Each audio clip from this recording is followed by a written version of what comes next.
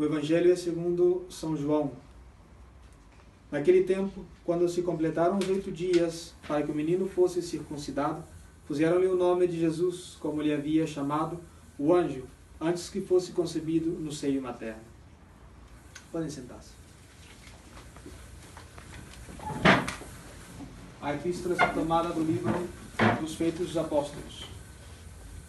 Naqueles dias, cheios do Espírito Santo, Pedro disse aos príncipes do povo e anciãos: escutai, porque hoje temos que responder sobre o benefício praticado na pessoa de um homem enfermo, para dizer que em nome foi ele curado.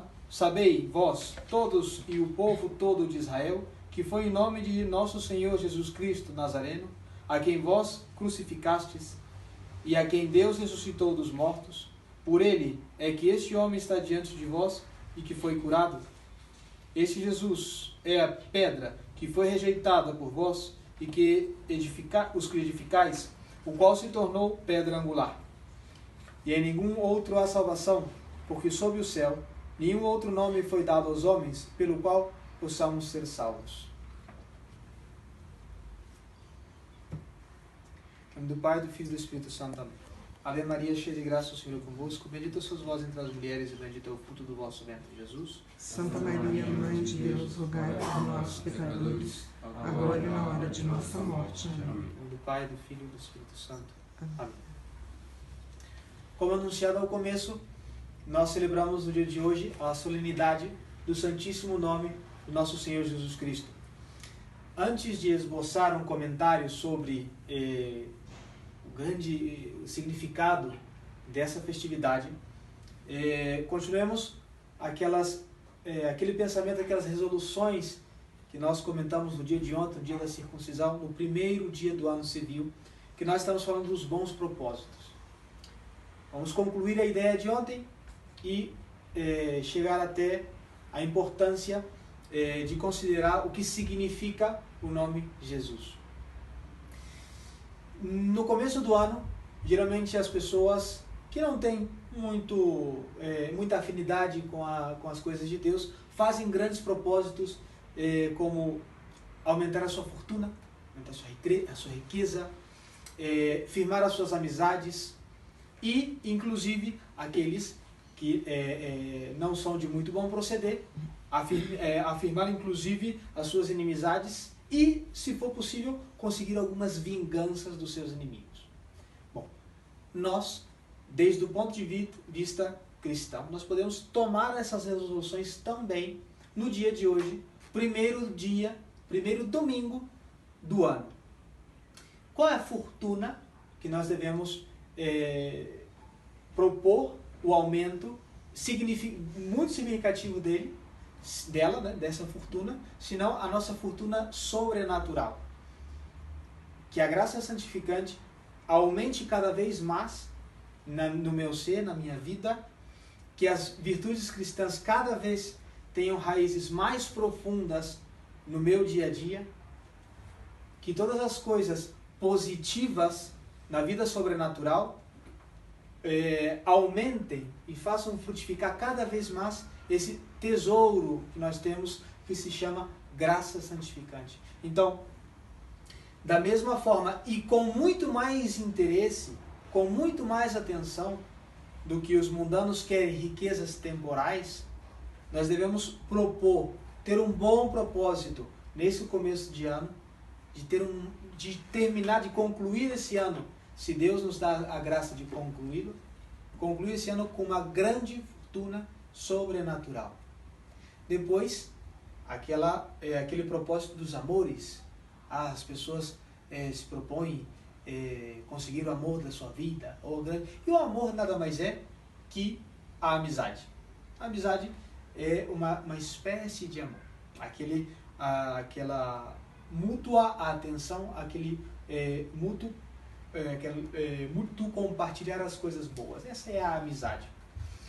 Com maior amizade, nós podemos planejar enquanto a vida sobrenatural, se não a amizade com Deus, com a sua Santíssima Mãe, com todos os anjos e santos, e de maneira muito particular, o nosso próprio anjo da guarda, Então, da mesma forma que os mundanos propõem amizades, muitas vezes amizades más, nós com muito mais atenção devemos ter o bom propósito de não abandonar as boas amizades, que não pode haver maior amizade, maior e melhor amizade que com aqueles que estão, com Deus e com aqueles que são mais próximos de Deus. Respeito às inimizades e vinganças, obviamente, nós não estamos falando aqui de inimizades ou vinganças com os nossos irmãos. Obviamente que não, nunca, jamais. Mas sim com os inimigos das nossas almas. Mundo, demônio e a carne. Fazer o verdadeiro propósito de que, nesse ano que começou ontem, tomar verdadeiramente a espada da fé para combater esses inimigos das nossas almas. Que o único que querem é perder as nossas almas. A condenação das nossas almas. Mundo, demônio e a carne. E que a luta seja uma luta séria, uma luta contínua, uma luta forte. Obviamente, respaldados, revestidos com os méritos de nosso Senhor Jesus Cristo. E aí entra, obviamente, a festividade, a solenidade do dia de hoje, onde comemoramos o Santíssimo Nome de Cristo, pelo grande significado que tem. Jesus Cristo, a palavra Jesus significa, como todos nós sabemos, Salvador, aquele que salva, e todos os outros nomes que se aplicam a Cristo, Emmanuel, por exemplo, que quer dizer Deus conosco, simbolizam no fundo, sempre a mesma coisa. O nosso Salvador, nosso Messias, aquele que recuperou, aquele que remiu os nossos pecados, o nosso grande Redentor, nosso grande Salvador. Mas existe um detalhe muito grande de como Cristo aplica esse seu nome na sua evangelização e também como ele atua em cada uma das nossas almas. Quando ele passou por essa terra, abençoando essa terra com a sua pregação evangélica, com a sua sagrada doutrina, com seus milagres, ele ensinou e provou que era o Redentor, que é o Messias, que é o Salvador do mundo. Ele ensinou e provou, ensinou com suas palavras e provou com seus feitos, com seus milagres. Cristo provou verdadeiramente que ele era a maior coisa que poderia se imaginar jamais sobre essa terra, que é o Emmanuel, Deus conosco. Mas, em lugar de tomar uma atitude de vã superioridade, Cristo não diz, agora que eu já provei que eu sou o maior de todos se submetam a mim de maneira quase cega, sem nenhum tipo de amor. Não. Jesus Cristo prova que ele é o maior, que ele é a maior coisa a maior ser e melhor ser que pode existir, mas depois que ele prova tudo isso, ele diz, agora que eu já mostrei que eu sou o maior de todos, eu vou despir a minha alma para que vocês possam ver desde dentro. E é isso mesmo que ele faz. Dando a sua vida por nós, ficando conosco durante todo o tempo da história humana na Sagrada Eucaristia. Quando nós não estamos perto da Eucaristia, está dentro de nós sempre quando nós permanecemos na sua graça. Isso quer dizer Salvador. Isso quer dizer Jesus. Uma entrega total de si mesmo para o nosso bem. Um ato de amor grandíssimo, que o amor somente se paga com amor. Deus não aceita outra moeda. Deus não aceitará jamais outra coisa que não seja o amor, para que nós possamos retribuir esse mesmo amor que Ele nos tem. Como nós vamos retribuir esse amor? Pois sendo, como disse ontem também, muito fiéis à sua graça. Na Sagrada Escritura, nós temos, no Antigo Testamento, um livro muito misterioso, muito belo, um poema divino, chamado Cantar dos Cantares, que é toda uma alegoria, toda uma parábola, simbolizando o amor de Deus aos homens. Simbolizado no amor de um esposo à esposa. Em uma ocasião, o esposo chegando do seu trabalho, bate na porta e a esposa já está deitada, já está dormindo, e ela fica com preguiça de levantar e abrir a porta. Ele bate de novo, e sem nenhuma resposta, ele coloca a mão na maçaneta e vai embora. Isso tudo é alegoria do livro do Cantar dos Cantares, capítulo 5. A esposa, ela fica com aquele arrependimento de não ter aberto a porta para o seu esposo, e vai até a porta e sente um cheiro magnífico, um perfume belíssimo, e ela sai procurar o seu esposo, muito arrependida de não ter aberto a porta para o seu esposo. Toda essa alegoria que quer dizer que Deus muitas vezes bate na porta das nossas almas, mas nós temos preguiça de abrir. O que é esse bater na porta e o que é essa preguiça? Quando Cristo diz, abandone essas más amizades, abandone essas más companhias, abandone essa má ocasião, abandone as ocasiões do pecado, abandone os vícios, abandone todas aquelas coisas que te levam ao pecado e ao pecado juntamente com todas essas coisas.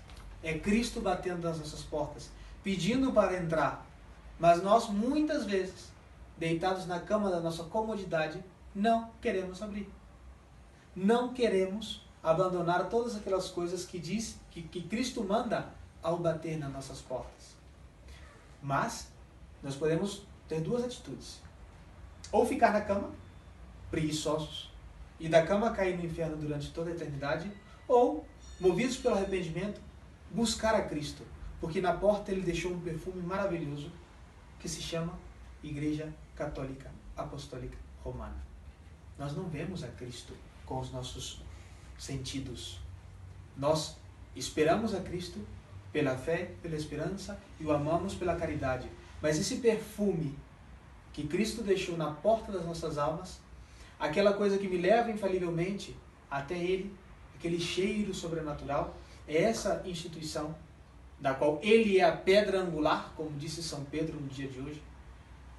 Essa sociedade sobrenatural, a verdadeira Igreja Católica Apostólica Romana, é aquela que guia minha alma e levará infalivelmente, enquanto eu seja fiel à sua doutrina, aquela palavra que significa Salvador. Me levará até Jesus Cristo. Então, temos uma devoção grandíssima à Santa Madre Igreja, que é esse caminho que Cristo mesmo deixou para que nós cheguemos até a salvação, até a conclusão da salvação, porque nós já estamos no tempo da remissão dos pecados, já recebemos a água do batismo, o pecado original já não está nas nossas almas, mas devemos concluir esse processo de salvação em cada uma das nossas almas, e somente conseguiremos de maneira infalível seguindo a Santa Igreja e, obviamente, pedindo à Santíssima Virgem Maria, aquela que deu a luz ao nosso Salvador, que nos dê a graça e a fortaleza de jamais abandonar a Cristo e, obviamente, juntamente com não abandonar a Cristo, jamais abandonar a Santa Mãe Igreja. Ave Maria Puríssima, sem pecado concebida. Pai, do Filho e do Espírito Santo. Amém.